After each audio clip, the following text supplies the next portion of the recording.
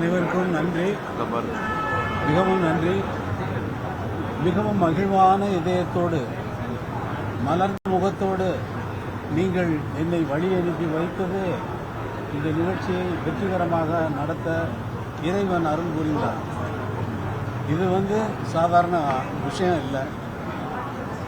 நிகழ்ச்சி மியூசிக் எழுதிடலாம், மியூசிக்கை எழுதி கொடுத்தா அவங்க வாசிடலாம். ஆனால் ஒவ்வொருத்தரும் ஒவ்வொரு மாதிரியாக வாசிச்சாங்கன்னா எப்படி இருக்கும் மியூசிக்? இப்போ நம்ம எல்லாரும் பேசுகிற மாதிரி ஒருத்தருக்கும் ஒன்றும் புரியாமல் இருக்கும் இல்லையா? அது அந்த கண்டக்டர் மிக்கேல் தாம் என்பவர் ஒவ்வொரு நோட்டும் நான் என்ன எழுதினோ அது அத்தனையும் இந்த ரிஹர்சல் போன உடனே அவங்களுடைய ரிஹர்சலில் கலந்து கொள்ளத்தான் எனக்கு நேரம் இருந்தது. அது மிகவும் முக்கியமான விஷயம். ஏனென்றால் அது அரங்கேற்றும் பொழுது எந்த விதமான அந்த விதிமுறைகளுக்கு மீறியோ அல்லது விதிமுறைகளை அதிலிருந்து தவறுனாங்கன்னா விதிமுறைகளை மீறினதாக இருக்கும்.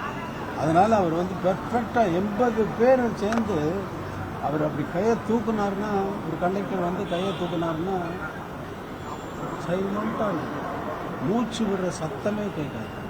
அப்போ நமக்கு வயிற்றெல்லாம் கலக்கி அந்த போட்டு எல்லாருடைய கவனமும் ஒரே ஒரு ஸ்வரம் வாசிக்கிறாங்கன்னு வச்சுக்கோங்க. எல்லாரும் அந்த ஒரு ஸ்வரத்தை கையை காட்டி இப்படி வாசிக்கும் பொழுது எல்லோருடைய கவனமும் அந்த ஒரு நோட்டில் இருந்து அவர்கள் வாசிக்கும் பொழுது கேட்கிறவர்கள் மூச்சு விட மறந்து விட்டு என்று பார்த்து கொண்டிருக்கிறார்.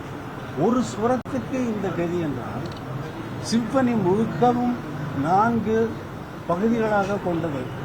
First movement, second movement, third movement, fourth movement. ஒவ்வொரு மூமெண்ட் ஃபுல்லாக வெஸ்டர்ன் மியூசிக்கில் என்னென்னா ஒரு சிம்பனி வாசித்து 4 மூமெண்ட்டும் முடிகிறது வரைக்கும் யாரும் கைதட்ட மாட்டாங்க, கைதட்டக்கூடாது, அது விதிமுறை.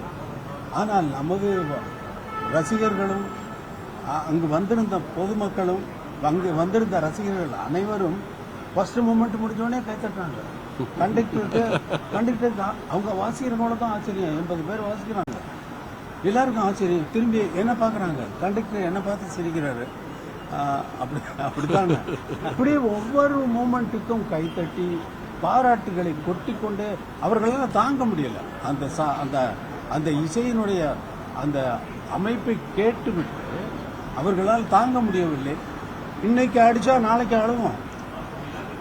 அப்போ ரசித்ததை நம்ம ஆட்கள் அப்போவே வெளிப்படுத்துறாங்க.